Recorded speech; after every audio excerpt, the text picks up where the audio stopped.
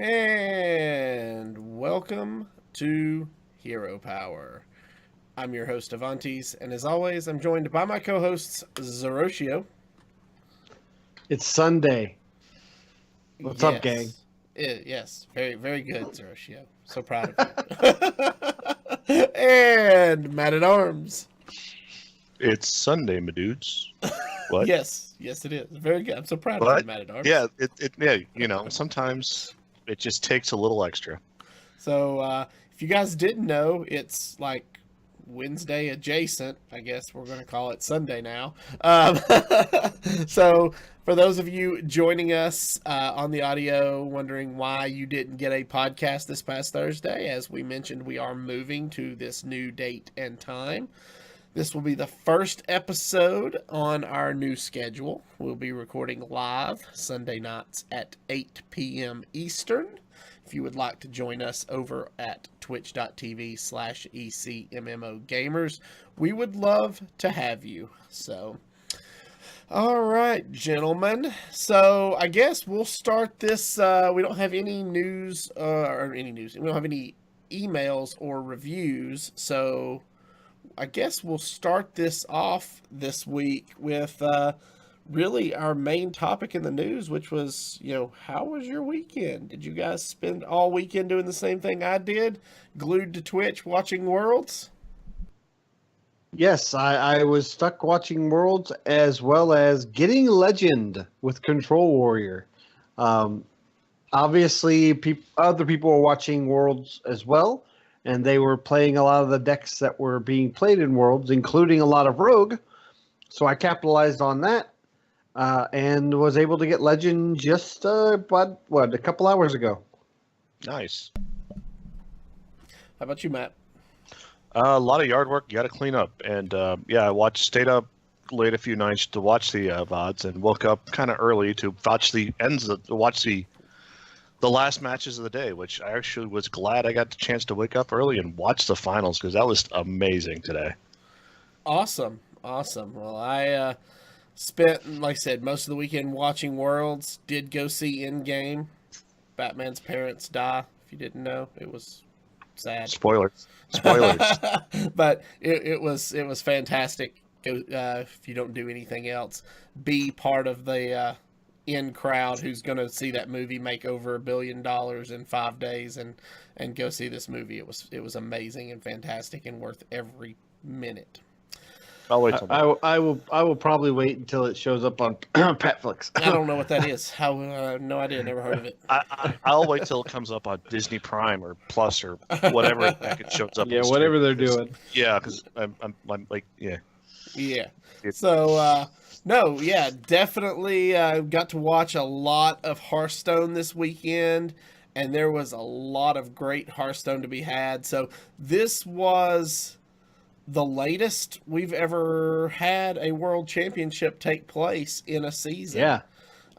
4 months into,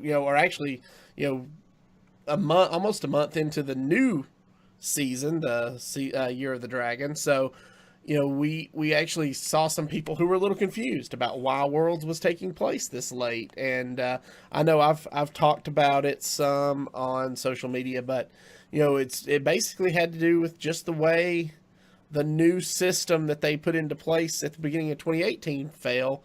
It just pushed everything out, and that's why they again changed the system for 2019 and went to this new Grandmasters, and all the tour stops or tournament cups are now all held online, just to try to make everything flow a little smoother. So this was the top 16 players in the world who qualified through either points or by winning a seasonal championship in the 2018, early 2019 seasons.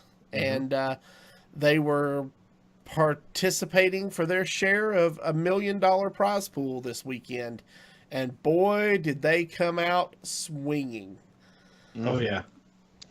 So, yeah. Go ahead, Zeroshio. The one thing that really stood out to me, and I know we're going to get into the actual tournament and the competitors, but this was probably the most stacked Worlds we've had, in my opinion. And everybody brought their A game. There wasn't a single player that I felt was the weak of their group or weak out of the top 16. Somebody that may have snuck in, anything like that. Even your top points earners obviously had a really good resume going into this. While they didn't compete in any of the in one of the cases, HunterAce didn't compete in any seasonal championships. Only got his points via the Masters Tour, or not Masters Tour, the HCT Tour. Yeah, the tour stops. He had a just a bang up year in 2018 and qualified that way. So I was really, really, really impressed with the level of play. Everybody, there were a lot of varieties of decks. I think every single class was represented. While some classes only had one player bring them, every class was represented, and not every player brought the same class. Rogue was only brought by 15 of the 16. While it was 15 of the 16, there was one player that didn't bring it. So I was really impressed with the whole tournament. It was great. Yeah, I gotta say the level of play just between all 16 of these competitors, from what I saw, was absolutely phenomenal. There wasn't anything completely questionable or like why would you make that play? And then if it was, it would actually become clear a lot later why they were making these lines. I think there's just a standout play, and I don't think there was any. We were like kind of joking about Group C and D being the groups of death. Every group was the group of death, quite honestly. Yeah. Like the level of like, you kind of saw what the HTC Tour Stop system did, where it's like it filtered the best players in Hearthstone, and I cannot imagine a better group of 16 players that we had. And even cutting to the top 8 was hard, because if you would have picked, I think if you'd asked 20 people, they would have had 20 different top 8s. Oh yeah, no, it was phenomenal. And while this was the last HCT World Championships, it was the only one that they did not regionalize the World Championships, where before you had 4 representatives from Americas, 4 from Europe, 4 from Asia Pacific, and 4 from China. They did not do that this time. They had the seasonal championships, and then just the top 4, regardless of region, qualified. And even though they didn't regionalize it, you had a really good balance between all 4 regions, which just tells you about the level of competitiveness in Hearthstone right now. I gotta say that one of the biggest stories coming out of day 3 was the fact that 0 players from APAC made it into the top 8. That is true. Shocking in my book, because of all the players that were there for APAC, including Roger, who everybody has issues with, is a phenomenal player. So exactly. I think the fact that I think it was 2 Chinese representatives, like 3 from NA, and I think and HunterAce and Viper and Bunny Hopper were the AEU people. So it was neat because the top 8 ended up being the 2 China representatives against each other, and then all other 3 matches were NA versus EU. Yeah, it was. Now, before we get any deeper into the players, and I know we're about to get into that, what about that arena in Taipei? That was cool. Was that stage was phenomenal. Yeah. Yeah. For those that didn't get to see it, you should go back and watch the VODs over at twitch.tv/playhearthstone. They basically had a giant Hearthstone board as the stage, and the camera was up above, and the players would walk in. The host was a young lady by the name of Anna Lee. She spoke in Cantonese, Mandarin, and English.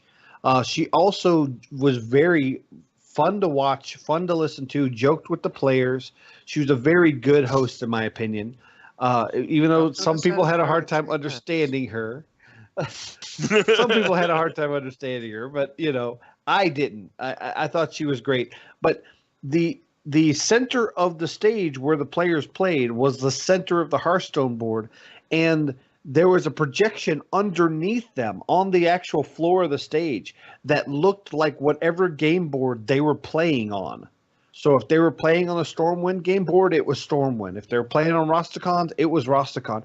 How they did the technology with that, and it's probably those people with NetEase over there in China. I'm not sure who set that up, but they did a fabulous job. And then they had a jumbotron, because this was a basketball stadium, up high, so the competitor, the spectators could watch it.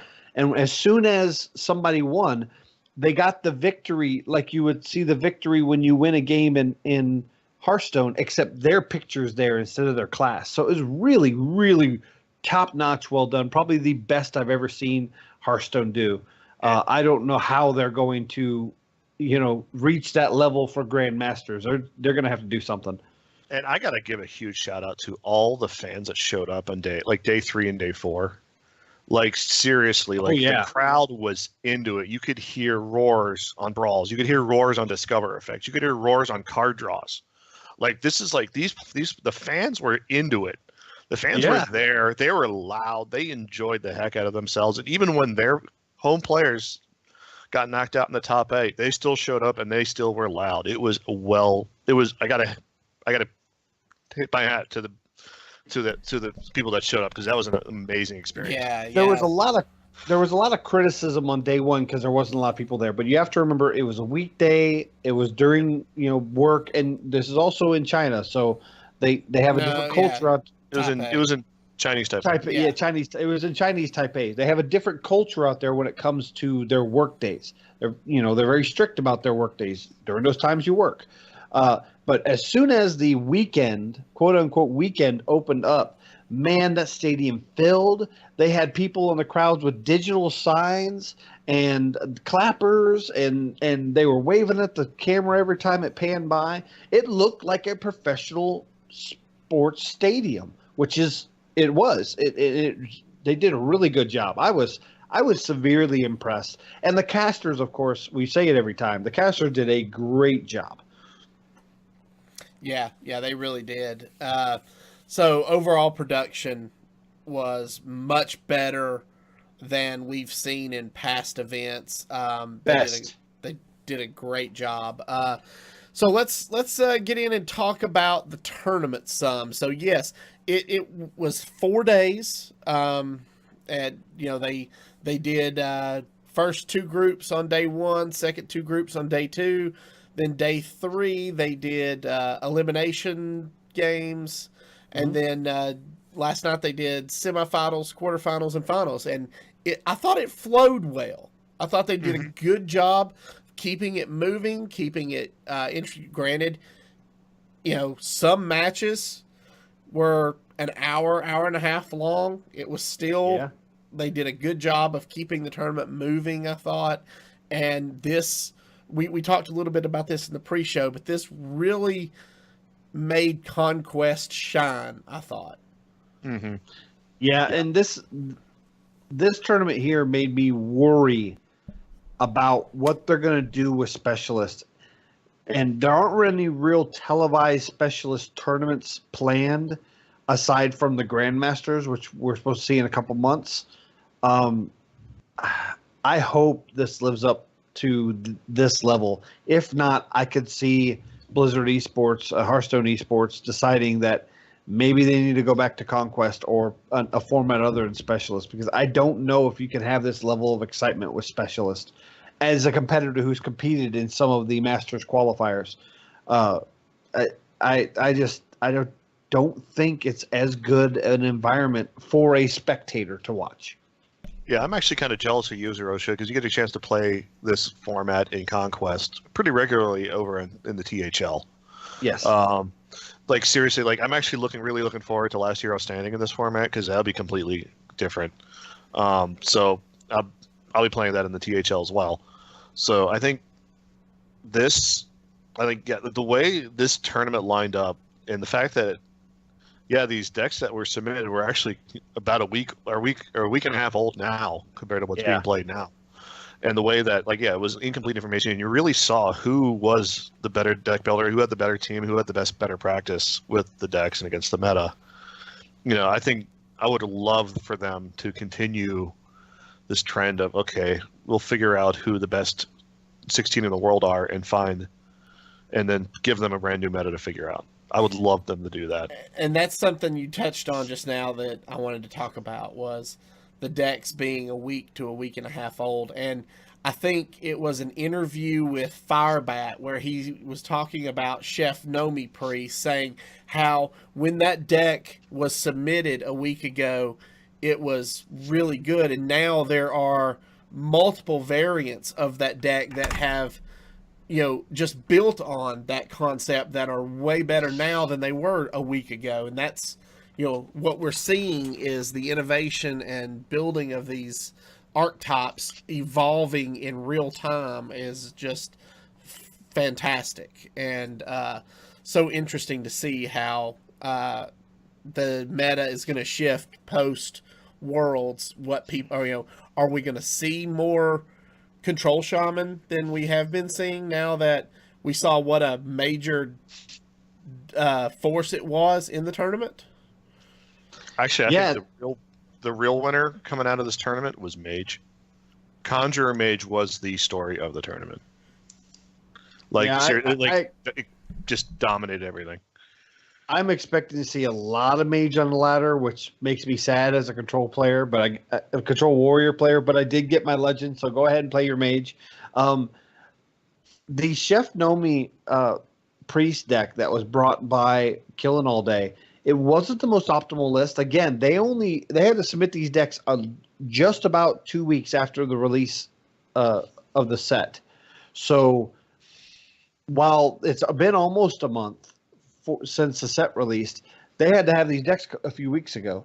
So I was really impressed on the deck building of some of these, and the fact that Priest, was played at a top level by Killing All Day. I think if he was able to play a little more optimal list, then it's possible he might have been able to break into the top 8. But all in all the deck innovations, especially by the German players, Bunny Hopper and Viper, those guys know how to build a deck in a new meta, and they were just ridiculous. And the Chinese players also innovated really, really well. I think when it came to deck building in a new meta, if you had to say there was a weakest region, I would say it was Americas. The Americas region really didn't pick any real standout, unique techs in their decks. They just kind of did what is now still popular and strong, but that worked for them. So again, this is a great tournament. Plays were done really well. I saw no glaring mistakes. There were a couple questionable calls, and some of those questionable calls actually end up being better than what I was thinking, what the casters were thinking. But there was nobody seemed to really get nervous, or not nervous in a negative way. I was really impressed by the players. This is probably the best tournament. I don't know if they're going to be able to compete with this level of tournament quality in the future, both on a player side and a production side. Yeah. This tournament had absolutely everything. It had skill. It had ridiculous RNG. It had complete clown fiesta games that I don't know how these players managed to get through them and win. And literally there was, and I think you were going to touch on it, where I swear to God, every legendary in the game showed up. Yeah, I think the best quote I heard all weekend to describe this tournament was, "What even is Hearthstone?" Yeah. I mean, come on. Spoilers, but Totemic Might won Worlds for HunterAce. Yeah. So let's run through. If you've not watched it yet, we're going to run through the final 8 matchups real quick. Just talk about winners and losers, and so if you want to skip ahead or you want to turn it off until after you've watched it, now's your warning. Okay, you're still with us. All right. So top 8, as we talked about earlier, was 3 North American players, 3 European players, and 2 Chinese players. Matchup number 1 was Bunny Hopper versus Language Hacker, with Bunny Hopper taking the win 3-1, which, got to admit, it was great seeing our good friend of the show, Language Hacker, make it that far, because he had to fight to get out of groups, and it was phenomenal. Matchup number 2 was Just Saying who is one of the best NA players, versus Viper, who is arguably an amazing European player. And Viper took that all the way to 5 games to get the win and advance. Then you had the 2 Chinese players that Zeroshio mentioned had to play each other. You had LF Yu Ying and SN Jing, and Jing took the match 3-1 to advance. And in the last matchup, you had, again, friend of our show, Bloodyface, versus HunterAce. And this was a fantastic matchup. Yeah, it was. But HunterAce just had Bloodyface's number this time and took the win 3-1 to advance.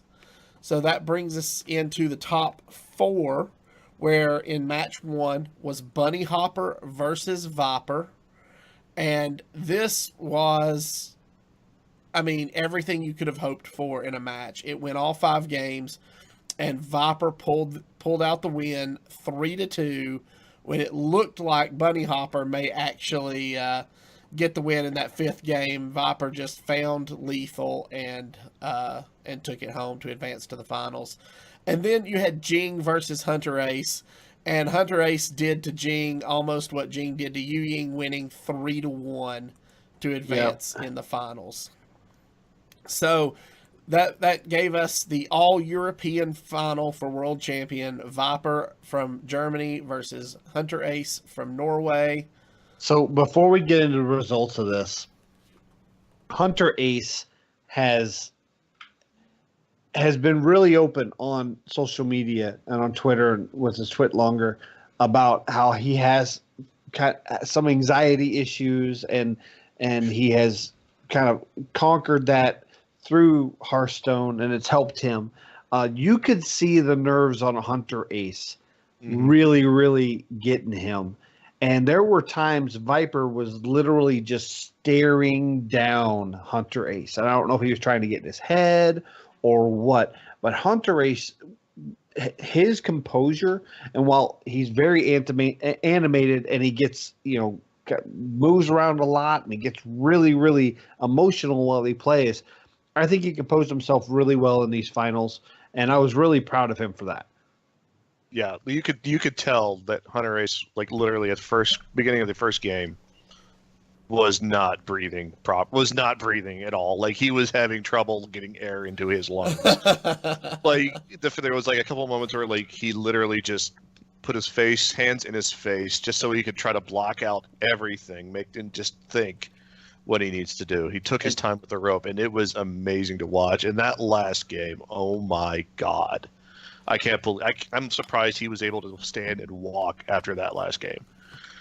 Yeah. So in that final in the finals, HunterAce got the world championship with a 3-2 victory over Viper. That was probably the hardest fought match all weekend. It was phenomenal to watch. And you said Matt said that Totemic Might was the winner, but you've got to say Azalina Soul Thief was just the surprise card of the match. Well, actually, I gotta go back to game 1 where literally Viper had HunterAce dead to rights.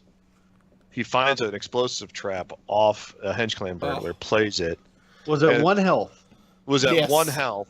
Swung the game around and had Viper concede because he drew air. He drew in life tap. He drew air and life tapped air. That's another of my favorite things I kept hearing the casters say all weekend was that card's air. Oh, he just drew exactly. That's air. Yeah, like literally he drew like he drew like a Grim Rally and a Abusive Sergeant with nothing on the board. In that 5th game, going all the way down to those Azalinas, I still think in Chinese Taipei on that stage there was a patch of HunterAce's hair where he was pulling, he was tugging on his hair because he got a haircut recently, and he used to have a lot of hair, and he kept tugging on his hair. When he'd win, he'd fist bump, or when he'd lose, he'd throw his head back. Man, there's got to be a patch of hair just laying on that stage. Man, this is a great tournament. This is just fabulous. Yeah, if you have to watch one game of Hearthstone, watch Game 5. If you have to watch one series, watch this final series. It was the series that it was the series, Yes. the best send off to Conquest I have ever seen. So let's actually talk about that a little bit. So we've talked about the final 8 and who won. Let's talk about matchups that really stuck out to us over the course of the weekend.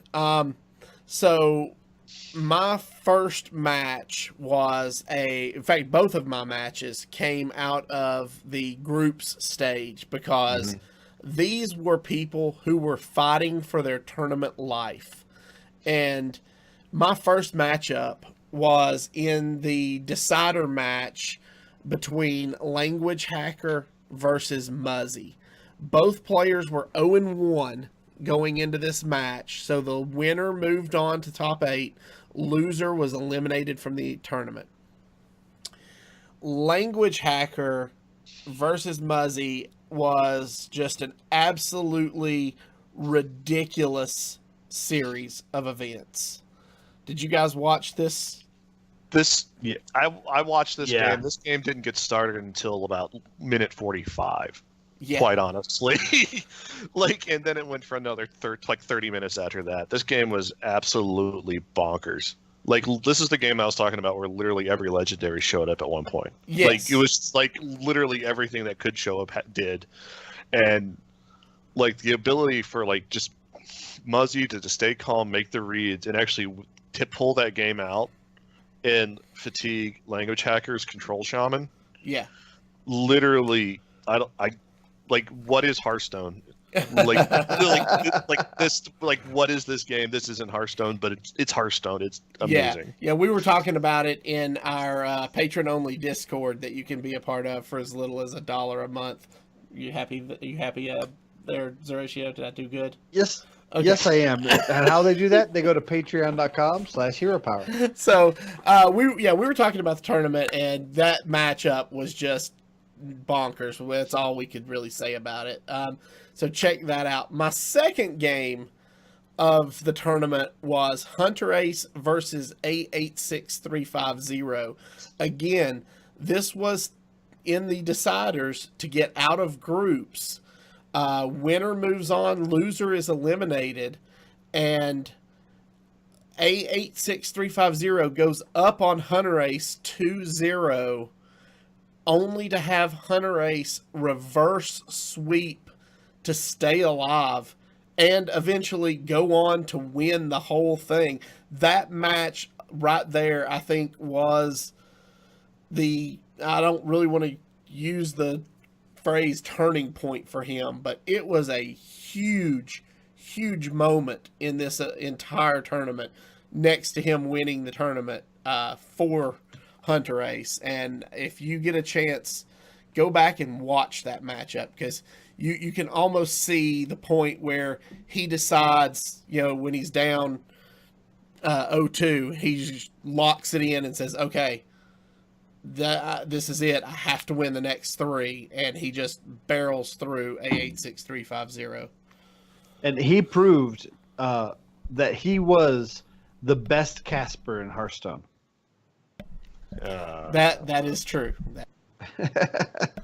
So, all right, Matt at Arms. How about you? What were your matchups to watch? Both of mine were in groups as well. First one up is Viper versus Roger, mainly because after this series, you could hear the big sigh of relief coming from California from the Blizzard Esports team about Roger not making it into the top 8. Because quite honestly, if I think Roger made it in the top 8, he would have beaten everybody. It was just good to see. I hate to root against the guy, but sometimes you have to root against Roger. And just seeing Viper just buckle down and kick his butt, and knock him out of the tournament, made the hometown crowd not so happy, but made everybody else watching at home extremely happy. That's the main reason why I picked that match.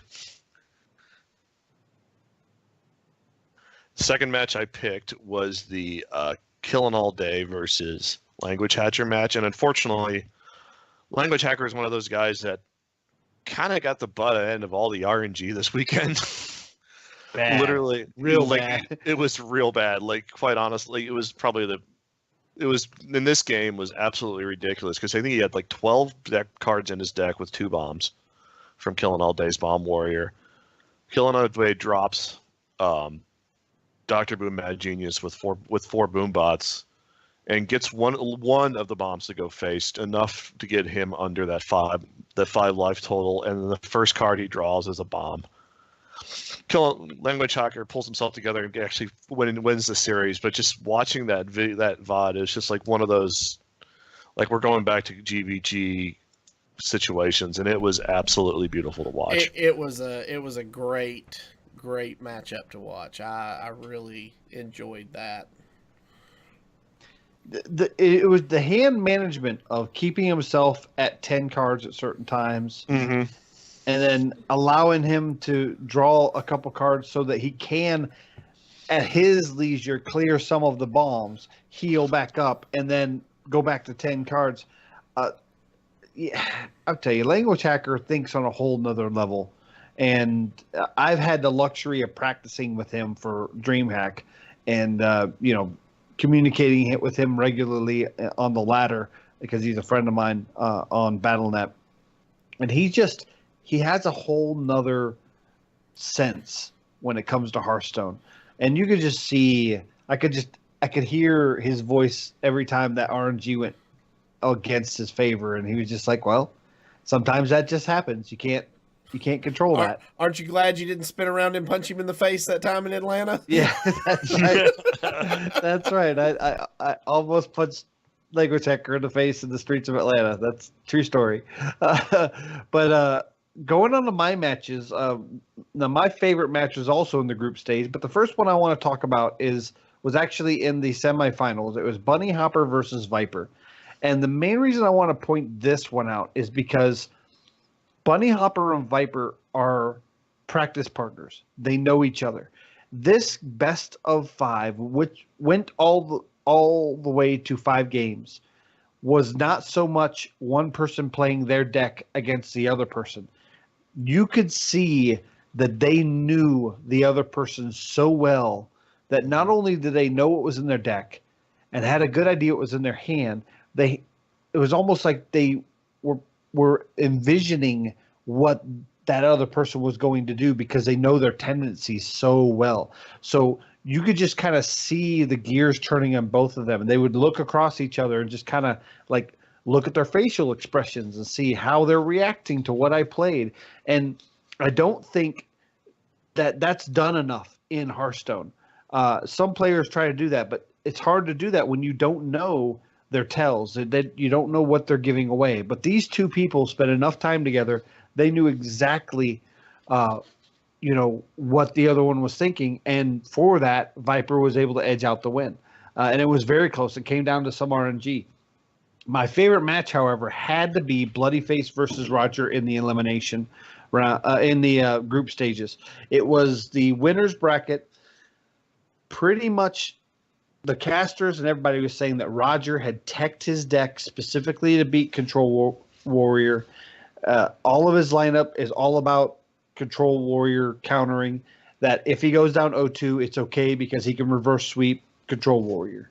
And Bloody Face, one thing that really upset me about the casters was they never gave Bloody Face any kind of credit. They went into that match saying there's no way that Bloody Face could win this. And Bloody Face, from just our experience with him, on Hero Power and seeing him compete since 2016, we've seen him come back from behind. He does his best gameplay from behind when he is the underdog and the unfavored. And he proved this against Roger. He should not, according to the odds, according to HS Replay, according to the casters, he should not have won that series against Roger. But he figured it out, and it was probably some of the best gameplay I've ever seen by Bloody Face. Well, I mean, even the caster said, watching this series shows why Bloody Face is one of the best players in the world. Yeah. Mm-hmm. And I think that pretty much summed up that entire match. It was fantastic. Yeah, I'm looking forward to seeing him in Grandmasters. Yes. Oh yeah. I predict that of the America's players, Bloody Face is going to have the best results in Grandmasters. I could see that. So, all right. So that pretty much ends our coverage of Worlds. If you haven't watched it, we highly, highly recommend going back, checking out the VODs. That's pretty much what I did. I watched very little of it live. My one gripe was there were so many filler videos between matches where they were showing past interviews or the Rise of Shadows trailer. If you watch the VODs, you can just skip past all that and get just to the matches. Mm-hmm. That's the way I recommend checking it out if you haven't watched it yet. So go give it a watch, and I promise you probably will not be disappointed. So, all right. The only other bit of news we have to talk about this week is there was a Q&A on the Blizzard forum that launched. It was late last week, I believe, after we recorded our last Wednesday night show. And they talked about some different things, but, we're going to give you a brief overview. New classic cards to replace Hall of Fame cards are all done internally and will be released before the next expansion. So you guys remember how they launched, I think it was 3 cards previously, like Pillage and I forget the Warlock card, but they Icicle and others, yeah. So they released some replacement cards. They're going to do that again, and those will be out before the next expansion in August. Those include the 2 legendaries that were previously rotated out with Sylvanas and Ragnaros. They'll be giving you. They're not giving you, but they're adding 2 legendaries to the classic set as well. Oh, cool. Okay. So hold on to your packs. Their response for Ziliax, everything's fine. Ziliax is fine. I agree. I don't think Ziliax is that big of an issue. So the response wasn't just it's fine. There was a lot of people asking, saying that a lot of the reason for nerfing is because a card is used in every deck. Do you feel that that's the case for Ziliax, and does he need to be nerfed? And basically they said that while Ziliax is in most decks, he plays differently and feels differently in each deck. Sometimes you put him in because you need healing. Sometimes you put him in because you need board clear. Sometimes you put him in because you need taunts, or all of the above sometimes in some control matchups. But because Ziliax feels differently in so many different decks, they're okay with it and don't feel there's a need to nerf him. He's fine. He's fine. He's the 30th card in a lot of decks, and when it's like, okay, I need something to put here. It's 5 mana. It heals me for 6, maybe. It's a good card. But the difference between that and like an Azure Drake is he's the 30th card in every deck for different reasons. Yeah. Sometimes he's in there because of the mech synergy. Sometimes he's in there because you just need 3 points of burst healing. He feels different no matter what deck you put him in, and I think that's fine. I like him. I think he is one of the most balanced and versatile cards in the existence of Hearthstone. Yeah, he's no Trogzor.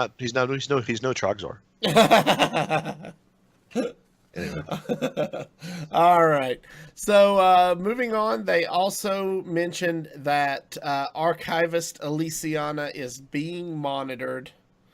Do you guys feel like she's as big an issue on ladder as she is in tournaments? On ladder, no. On specialist formats, yes. I think there's do they really want 13-hour specialist cups? Probably not, depending on who you ask. I think the biggest thing is, the fact that she's 8 mana. You can bounce her into your deck, or you can Brewmaster her back into your hand. But quite honestly, you can discover Archivist off Archivist, so it's the same issue. So it's one of those things. It's like you're going to have an hour and a half game every once in a while. Yeah, it sucks for those people who finish their series in 30 minutes, but it happens. Yeah. I disagree with your opinion on whether she feels bad on ladder, because I believe she does.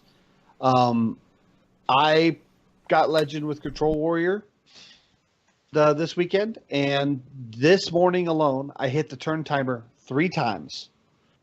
When you hit the turn timer, you don't win a star, you don't lose a star. You just basically waste an hour and 15 minutes of your time. And that feels bad. The times I hit the turn timer was not because of Archivist. It was because she was able to be played with Baleful Banker or Youthful Brewmaster. The games where they just played Archivist, and I played my Archivist and copied their hand to get a second Archivist, I didn't go to the turn timer, and the games ended a little long. They probably may have went 30, 35 minutes, but they weren't a grotesque amount of time like these specialist tournaments are seeing.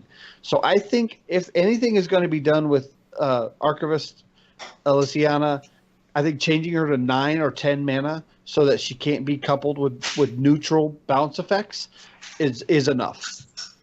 Okay. All right. And then the last thing they really talked about was Dr. Boom's hero.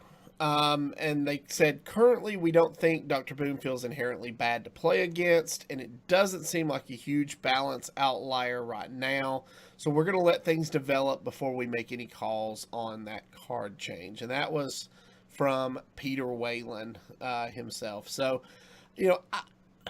I don't know. We're living in a mech world, and yes, Dr. Boom gives the mechs the ability to rush the turn they hit the board, but that's the point of playing Dr. Boom, is to be able to do those kind of things. So, granted, we only have Boom and Hagatha right now as far as heroes go. Is that correct? And Zul'jin. And Zul'jin. Yeah. And Zul'jin. So, yes, not every class has a hero right now.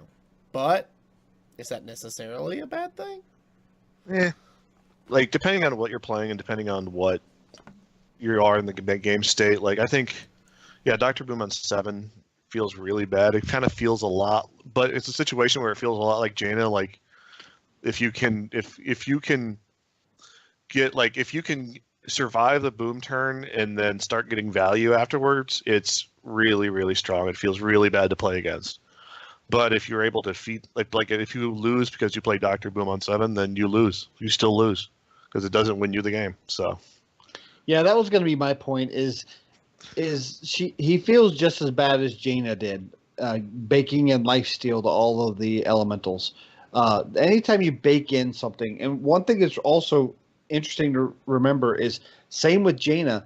If you're Dr. Boom and you change to something else, like I was Dr. Boom and I changed to Hagatha because I Azalina their Hagatha, and the ability to give your mechs rush is baked into his battle cry. Says your mechs have rush for the rest of the game, so your mechs still have rush for the rest of the game even if you change to Hagatha. Same as with when you would change heroes as Jaina, your elementals still had lifesteal. I think he's fine. Is he a little overpowered for the current environment? Possibly, but no more so than the other Death Knights were. The other hero cards were from Frozen Throne. So there's always going to be the strongest card, and if you were to nerf it or change it so it wasn't the strongest, something would take its place. That's just the nature of card games. What if they added, like, say they got rid of all your mechs have rush for the rest of the game? They get rid of that, but made it an option for one of the hero powers that flips. So you get it a turn every once in a while. Would that change? The hero power is mechs have rush until end of turn? Yeah, like it turns into a passive for a turn. Like where it's just a passive where it's like your mechs have rush. Would that? I think it would completely break the card. It'd be dead. I think if you get rid of rush inherently, then yeah, it's dead. Nobody will play it. Same as if they took the lifesteal from Jaina, it would be a dead card and nobody would play it. All right. That's what I figured. That's what I thought too. But it's like it's an interesting thought. Yeah, Ducharmo in chat says Doctor Boom fits the existing Control Warrior archetypes and helps that out. The other two heroes don't necessarily. So, True. Yeah, That's true. All right. So moving on. This week's Tavern Brawl was Hall of Champions. So which legendary champions deck graces these hollowed halls? Let's find out. So I did this and got to play Firebat's 2014 Undertaker Hunter deck, and it was as fun as I remember it being, and I won pretty handily with it against, I think I played against, was it Osaka's Frost Mage? Freeze Mage? Oh, Freeze Mage. Yeah. Chance. Huh? Freeze Mage had no chance in that matchup. Yeah, no, it was over pretty quickly. So, how about you guys? Yeah, I had a lot of fun with this. Kind of, you've seen this last year. They did this, but it's the same as last year, except they added Tom 60229's deck list into this as well. And I'm sure if they do this again next year, they'll add in HunterAce's decks. And then I don't know what they'll do from that point, because there won't be a world championship. But I had a lot of fun. I love this throwback. The one thing to note is you get the decks as they were at that time, which means that if the deck existed and later cards in it were nerfed, you get them pre-nerfed. The weird thing is any Discover mechanics pull from the current, I think it's actually the Wild set, because it's considered Wild. So you can have things happen that could not have happened when it was originally around. So it's kind of neat to see some weird synergies that happen because sets that came out later. Yeah, there was some weirdness with Curious Glimmerroot in this brawl too. Like literally, you would pick like a random class and 3 random cards. And I'm like, oh, okay. This probably is my second favorite brawl they've ever do. Like behind the cube brawl. I think this is one of those like just absolutely cool things to do, and it's always wonderful to play Oil Rogue again. And if I could go back to 2015 and play Oil Rogue now like I did then, I could play Oil Rogue now as well as I play it now versus when I played it back in 2015. Yeah, like I want to go back and like teach myself to go play Oil Rogue back then, because that deck was gross, completely gross. I think the fact that like actually bringing in this brawl also kind of showed off the power level of the Mammoth, because I think Tom's decks were absolutely brutal against everybody. Like I got matched up against Firebat Zoo as Jade Druid, and literally Spreading Plague won me the game against that deck, because there was absolutely nothing the Zoo could do at all once the Spreading Plague board hit for 7. So yeah, this is one of the best brawls they've ever do, and I can't wait to play it again next year. Yeah, me either, because we'll have HunterAce's decks in there, and we might even get to see the one we're going to play tonight, which is HunterAce's Mage deck. So if you guys watched any of the tournament this weekend, you got to see this Summoner Mage, as they are calling it, in all of its glory.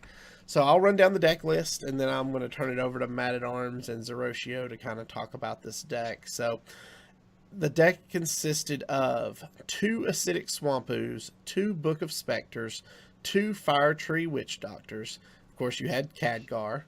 And you had 2 Sun Fury Protectors, 2 Conjurer's Callings, 1 Hinch Clan Sneak, 2 Mind Control Techs, 2 Voodoo Dolls, 2 Scale Worm, 2 Twilight Drakes, 1 Dragon Moth Scorcher, 1 Ziliax, 1 Mossy Horror, and 1 Astromancer. Then you had 2 Rabble Bouncers, Alex Straza, Caligos, and 2 Mountain Giants. All right, Matt at Arms, take it away.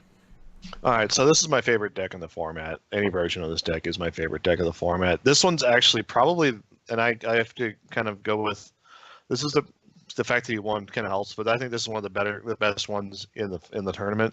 This deck was all over the place, and it actually performed exceptionally well. I think the fact that he doesn't run the 8-mana spell is huge. Kaligos looked weird at first, but I understand it now. The big and weird inclusion in this deck is the Henge Clan Sneak, and I was scratching my head all weekend trying to figure out why would he have this card in this deck. But seeing him play it, where against an aggressive deck, turn 3, drop a Henge Clan Sneak, turn 4, trade the Henge Clan Sneak, and then Conjure is calling it, and now you have 2 more 3-drops. That pretty much wins you the game.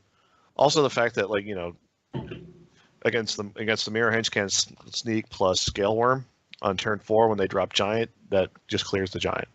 So I think it was the inclusion of that I think put him over the edge, and I think it was one of those absolutely.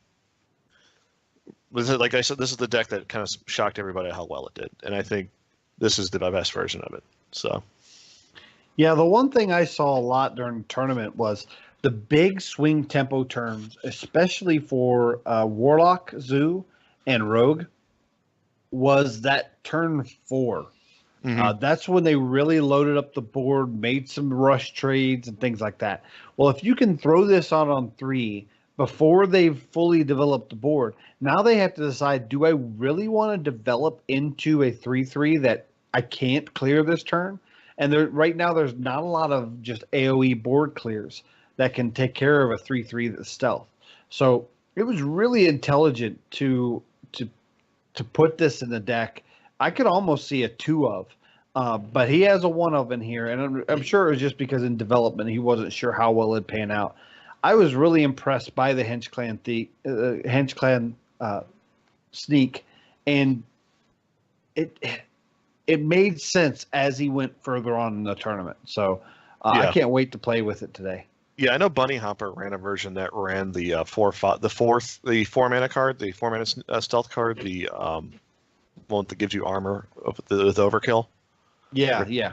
He ran that, but I think the fact that, like, kind of the key turns in this deck is turn 4, turn 3, where you're kind of like looking to, like, especially against aggro, when you're kind of looking to develop a board a little bit, and you're kind of like literally like your best card in this deck against like early game boards is like Sunver, Fury Protector, Henge Clan Sneak, Scale Worm.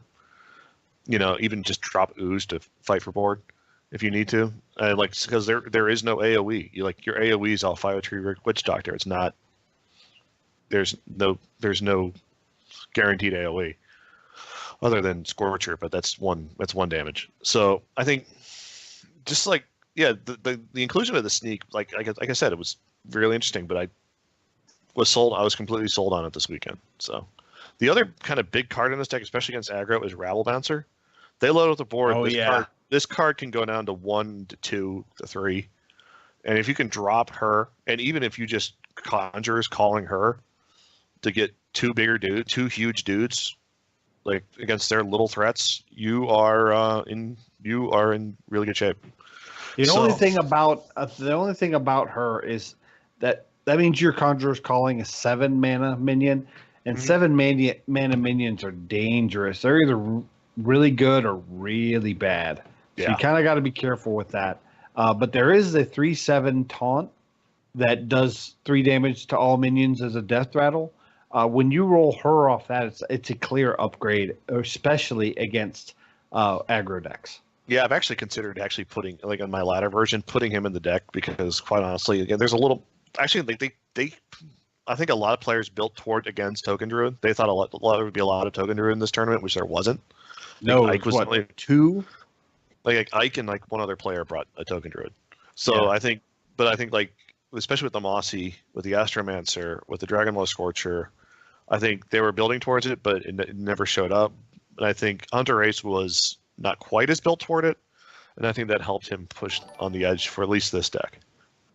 So, yeah, I'm looking forward to playing this deck, because I personally am still missing Khadgar, so like that's next on my craft list, and I'm looking forward to watching you guys play this. So, anything you want to add before we move on to the play portion of the show? No, I just got to say thanks, everybody, for all the chatter in our Discord. And the tournament was really enjoyable to watch, having that information. We got a hum going on, Avantis. I think it might be your dryer. Yeah. But yeah, just The tournament was really good. Our community chattering about it all weekend was a lot of fun. Thanks so much for that. All right. Well, if you are joining us on Twitch or YouTube, please stay tuned for the live play portion of our show. If you are listening via the audio podcast, we'd like to thank you for joining us. Remember, you can follow us on Twitter at HeroPower_cast. You can find all of our past episodes on YouTube at youtube.com/ECMMOGamers or on our website at HeroPowerHS.com. If you enjoy the show, you'd like to help support and improve it, you can do so by joining our Patreon at patreon.com/HeroPower. You'll also get access to our patron-only Discord by doing that. We'll see you all again next week. And don't forget to use your hero power. And start your laundry before the show. All righty, gentlemen. So, who's driving tonight? Matt? I am driving.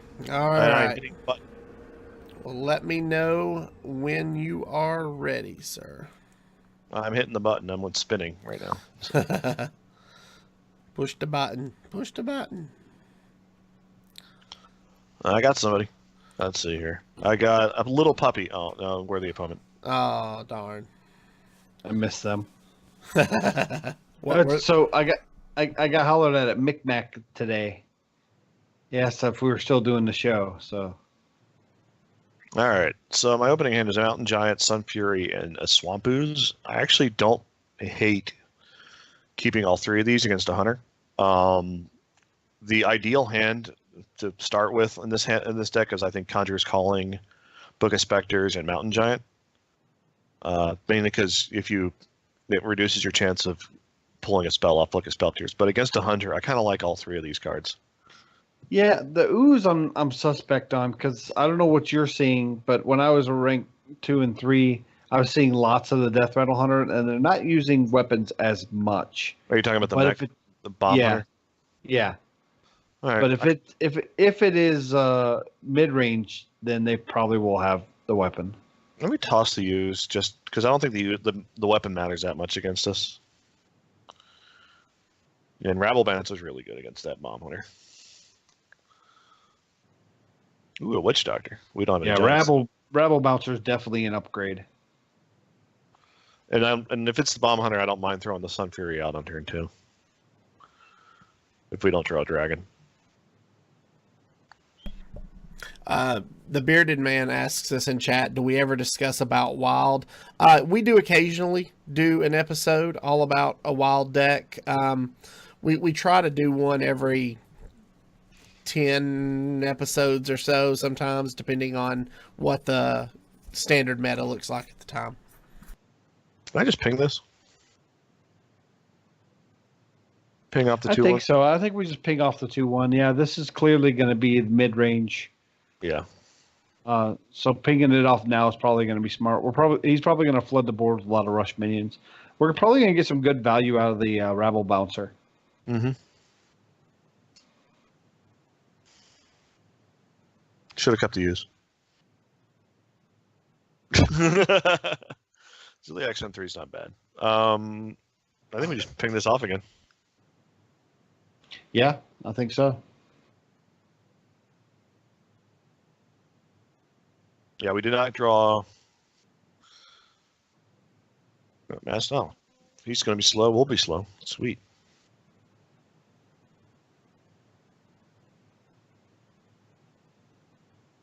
What do you guys think? Pink face or drop the MCT? I'm kind of thinking MCT just to develop something.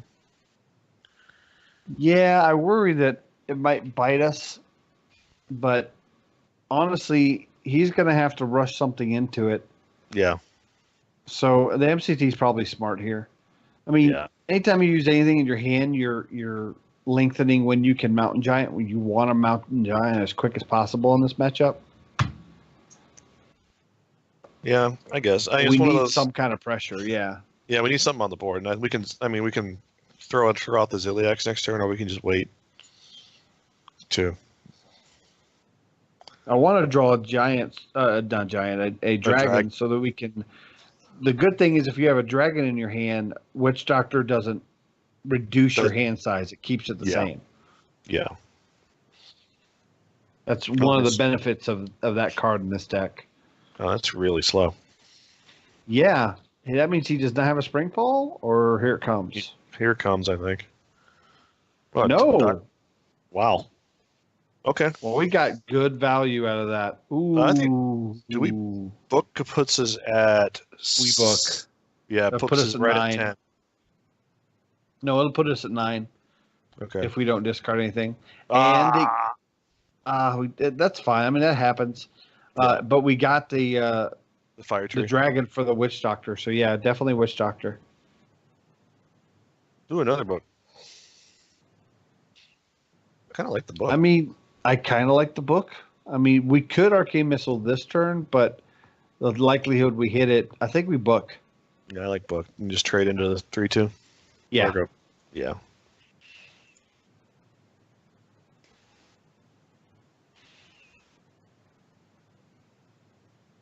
Now, next turn, we can't book unless we play something else first. Yeah. We could Twilight Drake in the book. Or we just drop Giant. It'll be 4 Or we mana. just drop Giant.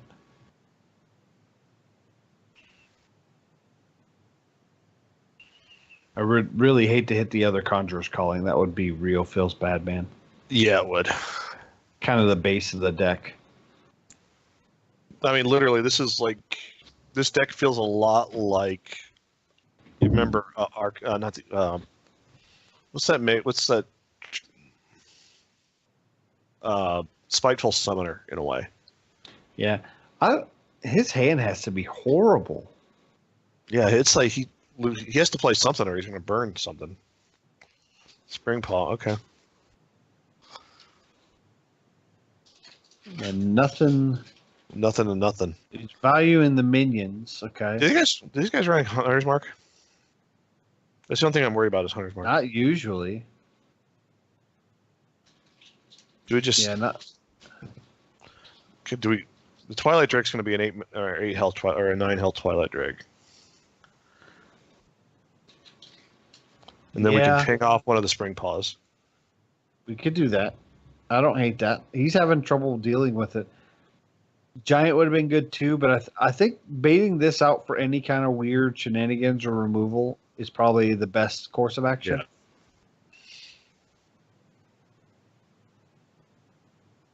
Maybe that's why I like this deck so. Go ahead. If he doesn't kill it, that means we can Giant and then taunt both up. Mm-hmm. Yeah, like plays around Deadly Shot. It plays around. Oh, he's running the high main version. Okay, I still like Giant. Value trade? That was weird. Yeah, I wouldn't value trade there. It was real weird. Okay, I like Giant, Sun Fury. Yeah, all day. Yeah, and then ping the and then ping the. There is no ping. We Oh yeah, have 8 man. We have 7. You're right. Fine, we'll go face then. Yeah, just go face. He's gonna have trouble getting through this. If he couldn't clear off the Drake, I don't think he can kill the Giant. Or he'll use everything to kill the Giant. Unleash, okay. Okay. So that means he's going to probably play his... the other Direwolf? Or the Hyena. Oh, it's okay if he wants to play Hyena, because... Timberwolf. Yeah, Timberwolf, okay. It still doesn't clear the Giant all the way. No. He's going to have to trade a second Unleash. Sure. Man, he is putting so much into this. It's fine. It's fine. Yeah, this is good. Scorcher off the top would be my goodness. Okay, let's see here. Actually, you know what? We just trade in, play Mossy Whore. Oh yeah, okay, yeah. And then ping face. Yep. Or book a spec. We can Spectres. Oh, that buffed it. I forgot. We should have pinged first and then played Mossy. What the? Oh, you're right. The buff. Yeah, that was a misplay. I didn't think about the buff. We should have pinged the 1/1 person. Yeah. We can go ahead and Spectres. Yeah, that was a good. We lost both Conjurer's Callings. We got a 4-mana Mountain Giant, though, next turn. That's fine, though. Maybe we can get one off the Fire Tree Witch Doctor. In this matchup, we don't need the Conjurer's Callings. They're just really nice to have. That's really unlucky, too. Yeah. Okay. If he's going face, I'm just going to MCT. Nah, he's not going face. Yeah, he's not going face. Okay, that's his Ziliax. Or Voodoo Doll Scorcher. No. What about Mountain Giant Voodoo Doll on the Hyena? Ping the Voodoo Doll, and then we developed an 8/8. He's probably going to have to. He'll probably play the other Wyvern into it, but that eats up both sides of the Unleash the Beast. Yeah, I'm only worried about Zul'jin now, but we can develop Caligos next turn. Hopefully get a good spell out of him. Yeah. We might end up rabble rousering. Okay. Why do you trade that one? It had the rush. That's why he traded the rush one. Oh, you're right.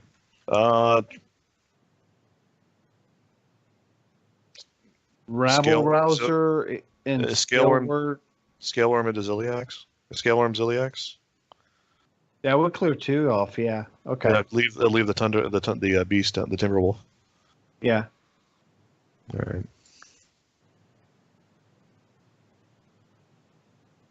Yeah, you want to get rid of the Hyena first.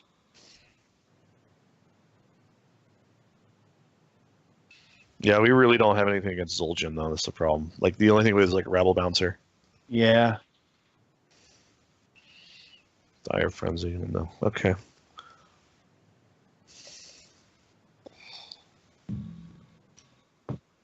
God, that misplaced stuff. That ping.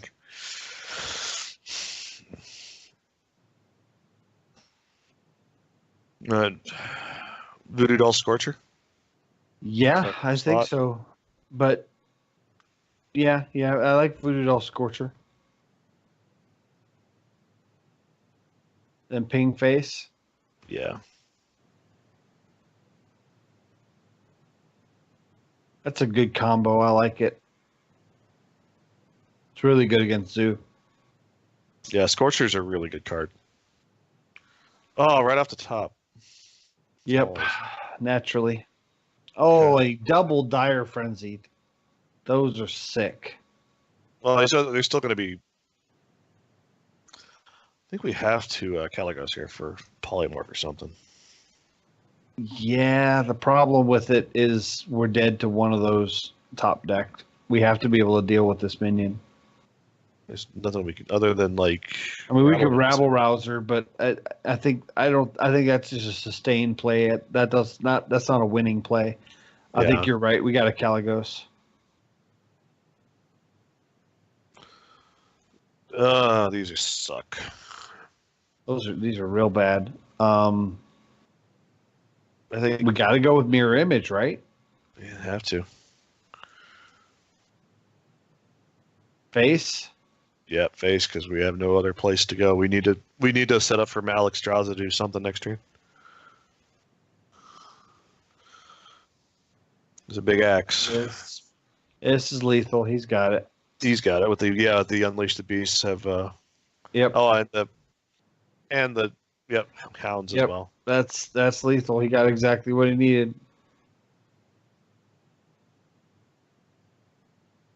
We'll let him. Yeah, that was worst case scenario with those book burns, because if you book a Spectres, there's literally only 3 more spells in your deck. All right, I'm done with the animations. He wins.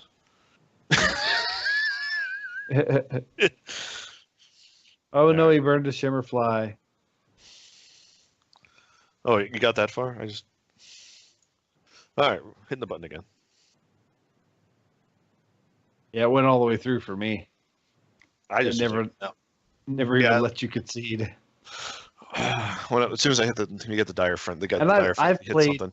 I've played Banshee King, and I think that's all he plays. is mid range. Wish I would notice that his name when I first saw him. All right, so this Mossy we can draw later. Scorcher, we're gonna mulligan. I'm gonna keep the bouncer. Do we even though keep a Conjurer? Oh yeah, absolutely. You keep it in your I hand think every we keep time. the Conjurer's Call, right? Every time. There's a reason I made the card gold. Just to remind myself to always hold on to this card. I do like keeping the bouncer.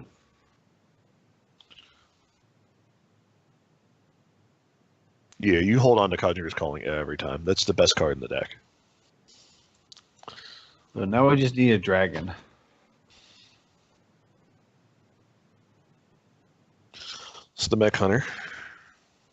Yep. Here's the dragon. There's a dragon. Ping it. Paying it. This is a tough matchup because of all the bombs that go to your face. Yeah, you really don't have anything to heal yourself. That's the problem. No, not really at all. All right, do we coin Scaleworm? We could coin Scaleworm. Yeah. The other option is I don't like it either. Is Conjurer's Calling it and have a bunch of 2/2s or a bunch of like two mana cards and a bunch of 1/1s come to my face and I can't hold deal. on a second. Hold on. If we Conjurer's Calling it, it'll make what, 5 minions? Yeah. I'm just wondering if it won't get our Rebel Bowser. It'll get it down to 2. We wouldn't be able to play it this turn. Yeah, but I will be able to. I think that's why we Scale Worm, because like we could probably play the. Problem is if we Scale Worm and then we can't drag them all next turn. We'll have to drag them all in 2 turns. Well, then we can play the Rabble Bouncer. That's true. Okay, I don't hate that. Go ahead.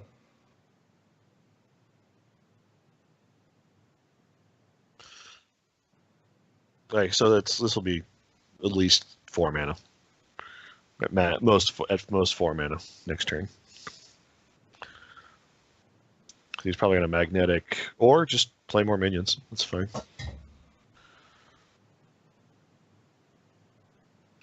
Yeah, I'm okay with this. That completely. Yeah, Rabble Bouncer easy. That was a snap pick. I think he picked the Spider Bomb.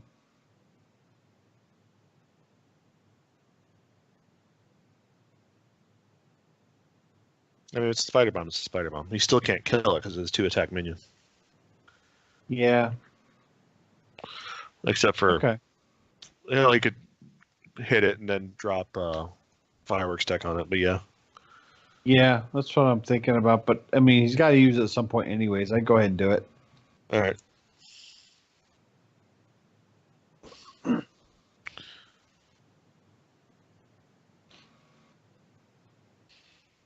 Venomizer. Okay. Just as bad. Yeah. But it still puts it in range for Scorcher, so that's good. Yeah, depending on what he does with the next card he gets. Because the first card in this card from he capped is reduced. That doesn't. That means no spider. Stack. No Spider Bomb then.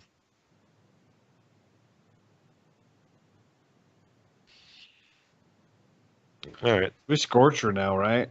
Oh yeah, for sure. We're getting real low, but that's the best value.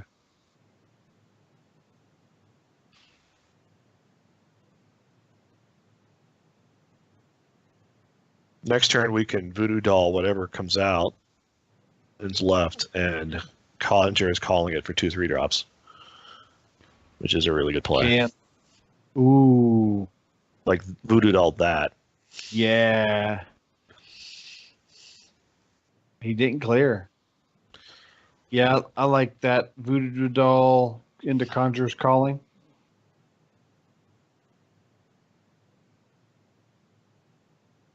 Give And us it's taunt. fun. Yes. You know the 1/2? The 1/2, yeah. We're 3 hero powers away. We need to get Ziliax. Yeah, Ziliax or bust. Though we could like Khadgar, Conjurer's Calling, hope for a lifesteal minion. Just to give us something on the board. Spider Bomb, whatever. Or the 5-drop that could get us Ziliax too if it doesn't die. It died. Okay. I think our best out is if we don't die. There's enough bombs on the board for us to die, though. Yep. Ooh, mind There's a control mic. tech. I like that. Let's ping off the 1/1. If we ping off, we can't Conjurer's Calling anything for talk. Yeah, but we can Sun Fury Protector. Okay.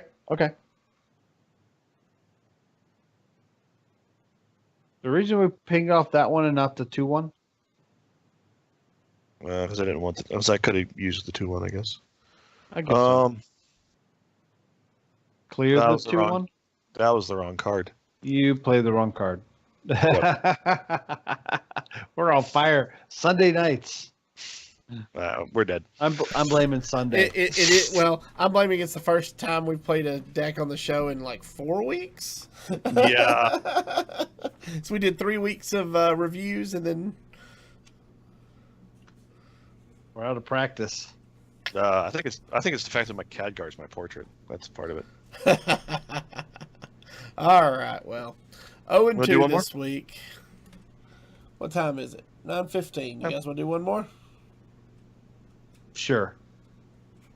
All right. If you actually want to see somebody play this deck fairly well, watch the finals. Yes, absolutely. Yes. All right, so one more. One more. I got a Khadgar, Voodoo Doll, and a Mountain Giant. That's cool. I'm gonna toss. This is Zoo. I'm gonna toss the Mountain Giant and the Khadgar. I'm gonna toss this whole hand. I think. Okay. I don't hate that. Looking for a rabble bouncer? Looking for things that I can play early, like that Rabble Bouncer. That Book of Specters is really nice. The Mossy Horror is really, really nice if we could live that one. Yeah. I think with the rabble bouncer we probably can.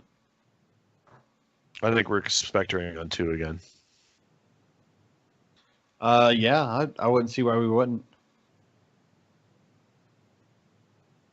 Yeah, fine. Whatever. Fine. Yeah, their book, that's fine. Oh, we're getting unlucky with our books. Yeah, That's Callings, weird. yeah.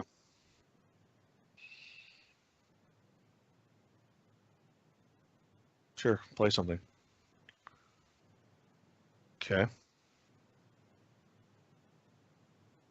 Do we just drop a Sun Fury?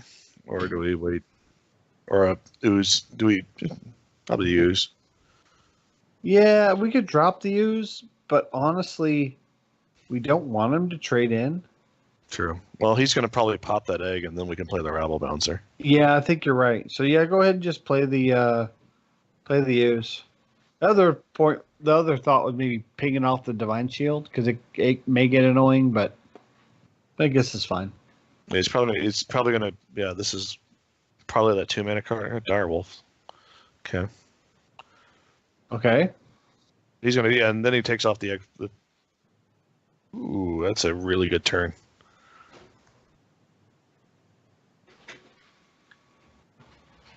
Ooh. Still think it's Rabble Bouncer. Is it? Man, that mind control tech looks juicy. But yeah, I think you're right. Rabble Bouncer.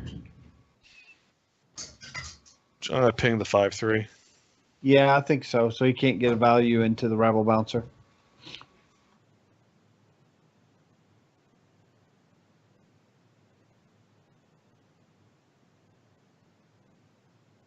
That's the one that we want him to trade.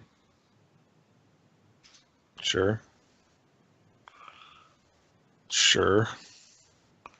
Now the AI control tech looks really good. My control tech into Sun Fury Protector. Yeah, and then put that. Yeah, make sure I actually play the Sun Fury Protector this time. Yeah. You shouldn't miss. You have 2 of them in your hand. And then just drop them right there. Yep. And then if we can make sure to clear the Direwolf at some point, we can Mossy Horror and possibly get a full board clear. Okay. That's That's nasty. scary. Okay.